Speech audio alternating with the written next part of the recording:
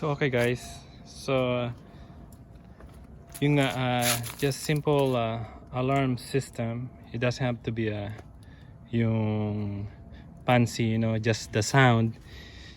Pwedeng ma-interrupt ang pag-steal ng motorcycle kung sino man ang gustong magnakaw ng inyong motor.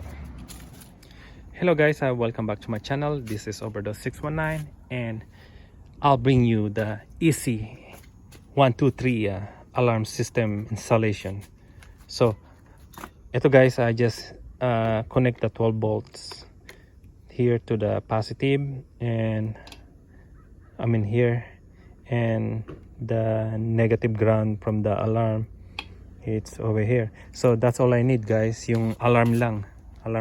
So hindi ko na hinook up yung turn signal, yung ignition and everything. I just need something to alarm me kung meron na magnanakaw sa akin motor. So since this is a two-way alarm system, so pag ito yung nag-alarm, and also your remote control is going to alarm. So I don't know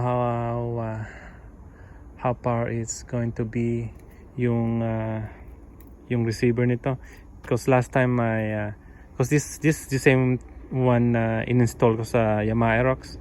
So yung last na tinest ko sa Yamaha Aerox,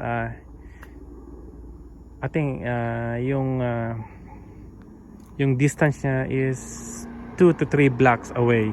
So tatlong kanto siya guys. So imagine that, tatlong kanto. Gaano kalayo yun? I think it's about more than a football field ang layo guys. So alam nyo na agad kung sinong nakikialam sa motor nyo, dahil magba-vibrate ito and also mag-alarm. So yun. Alright, so peace. Tingnan mo.